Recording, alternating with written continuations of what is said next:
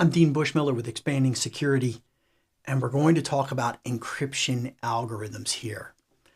I love this topic, but a lot of people go, this is really boring, Dean, but I promise I'll spice it up for you. It'll be worth your time.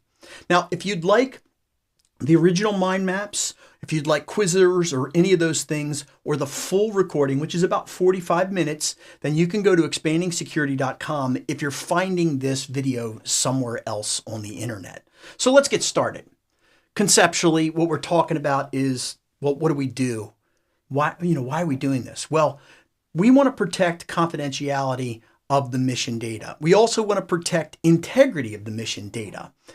Now, I want to be really formal about the word cryptology here just for a second, because you'll see cryptography a lot of times, and I didn't use that in the title of my slides here, but cryptology is code making and code breaking. And when you see somebody say cryptography, they're really talking about code making and not the code breaking of it. But it's all to maintain confidentiality, and secondarily, it's to maintain integrity, non-repudiation, and we use this for a lot of access control. We are communicating in the presence of adversaries without divulging the contents of those communications to our adversaries. So you and I have a secret here. When we talk about encryption, we're concealing information by converting that into plain text. That's this stuff on the screen right here. That's in readable format. And we're going to convert that over into what's called ciphertext, which is unreadable. Or if we're reversing that, if we're decrypting that, that's the reverse. We take the ciphertext and turn it into plain text at that point. How we do that is we use a key or keys and a predictable math process. When we talk about keys, there are three kinds of encryption that are out there. The no key or message integrity, which we know is hash.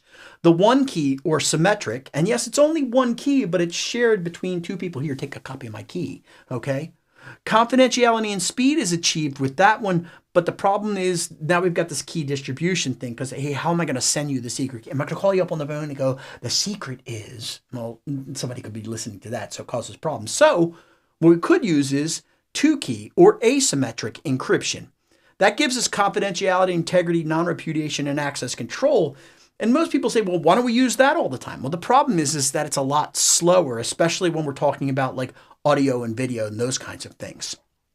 Now, when we're dealing with encryption algorithms and we're learning about encryption algorithms, we have to accept that there is an adversary, an evildoer among us. And what are our assumptions about that evildoer out there? Well, the adversary has all of the ciphertext. In other words, they're listening the whole time.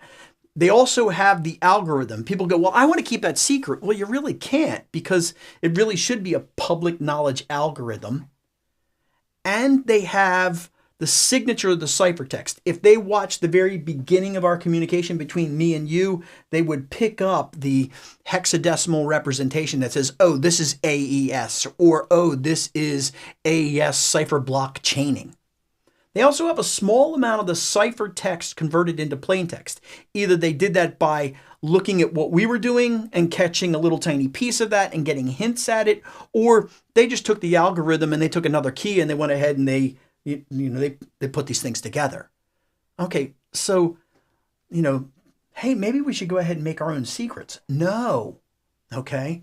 What we do is we protect, all of our protection relies upon one thing, which is the key, and keeping the key safe. And that's the key to everything, if you will.